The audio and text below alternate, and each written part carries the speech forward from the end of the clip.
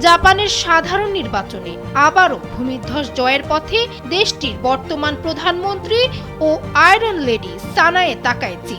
সরকারি সম্প্রচার মাধ্যম এনএইচকে এর তথ্য মতে 465 আসনের নিম্নকক্ষে তার দল এলডিপি এককভাবে 316টি আসন নিশ্চিত করেছে।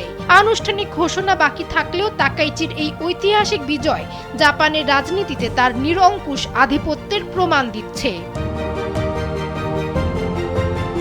নিজ দলের জয়ের আভাস পাওয়ার পর সাংবাদিকদের তাকাইচি বলেন, আমরা ক্রমাগত একটি দায়িত্বশীল ও সক্রিয় আর্থিক নীতির গুরুত্বের ওপর জোর দিয়েছি। আমরা আর্থিক নীতির স্থায়িত্বকে অগ্রাধিকার দেব এবং প্রয়োজনীয় বিনিয়োগ নিশ্চিত করব।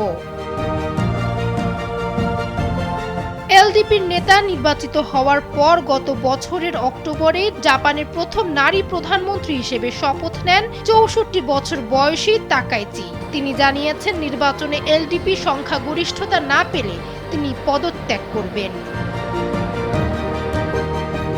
প্রায় 3 যুগ পর জাপানের শীতকালে নির্বাচন হচ্ছে। সেই সঙ্গে বর্তমানে দেশটিতে মারাত্মক তুষারপাতের ভয়াবহ পরিস্থিতির মাঝেও ভোটাররা বেশ আগ্রহের সঙ্গে ভোট কেন্দ্রে এসেছেন। বিশ্লেষকেরা বলছেন, এটি কেবলমাত্র তাকাইচির জনপ্রিয়তার কারণেই হয়েছে। অন্যদিকে নির্বাচনে ব্যাপক জনসমর্থন তাকাইচির সামরিক প্রতিরক্ষা জোরদার করার পরিকল্পনাকে আরও গতিশীল করতে পারে। তবে চীন এটিকে জাপানের সেই পুরনো যুদ্ধবাজ চরিত্রে ফিরে যাওয়ার চেষ্টা হিসেবে দেখছে।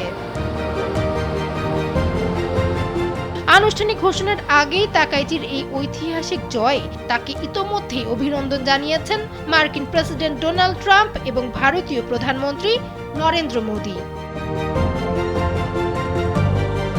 ডেস্ক রিপোর্ট, সময়ের আলো।